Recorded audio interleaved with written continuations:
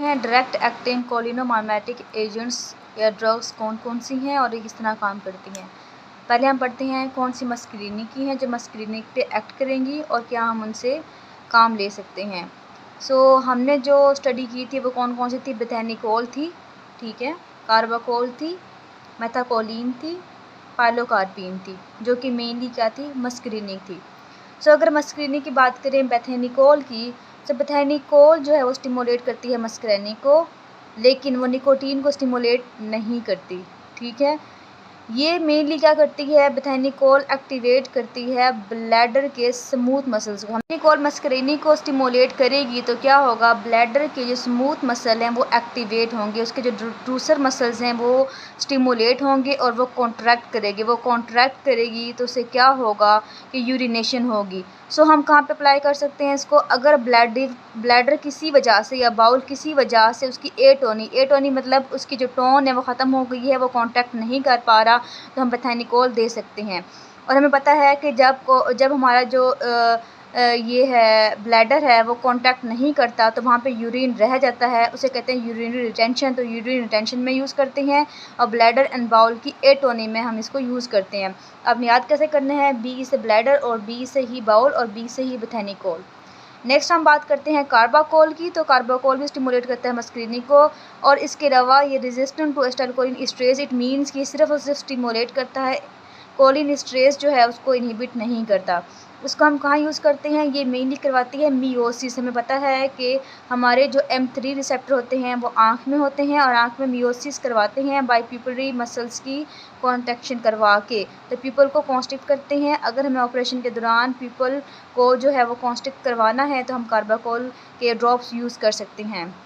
उसके बाद है मेथानिकोलिन। मेथाकोलिन जो है मेनली ये स्टिमुलेट करती है मस्करीनिक को, कहाँ पे, एयरवेज के अंदर। एयरवेज मींस कि हमारे लंग्स के अंदर। हमें पता है कि जो हमारा मस्करीनिक है वो लंग्स में अगर स्टिमुलेट होता है तो उसने क्या कराना है, ब्रोंको कंस्ट्रक्शन करवाना है। तो मेनली हम क्या करते हैं इसको एस्दिमा को डायग्नोस करने के लिए, अगर हम मेथाकोलिन देंगे इन पेशेंट में तो एस्दिमा जो है उसका बढ़ जाएगा, इसलिए हम इसको चैलेंज टेस्ट देते हैं फॉर डायग्नोसिस ऑफ एस्दिमा। तो ये हम डायग्नोस कर लेती हैं। आम जो लोग हैं जिनको एस्दिमा नहीं होता इनको इतना फ़र्क नहीं पड़ता, लेकिन एस्दिमा वालों को ब्रोंको कंस्ट्रिक्शन से फ़ौरन से सिम्टम आना स्टार्ट हो जाते हैं, लेकिन अब ये यूज़ नहीं करते क्योंकि ये एक इन्वेसिव प्रोसीजर है। ये जो है ड्रग आपकी इतनी इंपॉर्टेंट नहीं है, लेकिन कार्बाकोल बेथेनिकोल जो है ये बहुत इंपॉर्टेंट है। उसके बाद हम बात करते हैं पाइलोकार्पिन की। तो pilocarpine is very very important. Pilocarpine जो है मेनली क्या करती है, हमें पता है कि ये आई में जाके मियोसिस करवाएगी, पीपल को कॉन्स्ट्रिक्ट करवाएगी, इसके अलावा सीली मसल्स को भी कॉन्ट्रैक्ट कराएगी। सीली मसल्स को कॉन्ट्रैक्ट करवाएगी और ज़्यादा ही कॉन्ट्रैक्शन करवा देगी तो साइक्लोस्पैज़म हो जाएगा, वहाँ पे मसल्स का स्पैज़म हो जाएगा। इसके अलावा ये बाकी हमारे लैक्रिमल ग्लैंड्स को भी, लैक्रिमल ग्लैंड्स में M3 होते हैं उनको भी स्टिमुलेट करती है। इसके अलावा हमारी ओरल कैविटी के अंदर सलाइवा की प्रोडक्शन को बढ़ाता है, क्योंकि ये हर तरह की जो हमारी सिक्रीशंस हैं उनको इंक्रीज़ करेगी। ये स्टिमुलेटर है स्वेट की, टीयर्स की, सलाइवा की। अगर आपके बॉडी के अंदर किसी तरह से भी ड्राइनेस हो जाए, सलाइवा प्रोड्यूस ना हो, टीयर प्रोड्यूस ना हो, स्वेटिंग ना हो, तो आप पाइलोकार्पिन जो है उसमें दे सकते हैं। अब इसको ओपन एंगल ग्लाउकोमा में यूज़ करते हैं, क्योंकि ये मियोसिस करवाती है। मियोसिस करवाने की वजह से पीपल जो है वो कांटेक्ट करता है, कांटेक्ट करने की वजह से जो उसका ग्लाउकोमा है वो उससे रिलीफ मिलता है। इसके अलावा ज़ीरोस्टमिया क्या होता है कि मेनली इसमें ड्राइनेस हो जाती है, आँखों में टीयर्स प्रोड्यूस नहीं होते, मुँह में सलाइवा प्रोड्यूस नहीं होता। इन पेशेंट में जो है हम पाइलोकार्पिन देते हैं तो सैलिवेशन जो है वो बढ़ जाती है।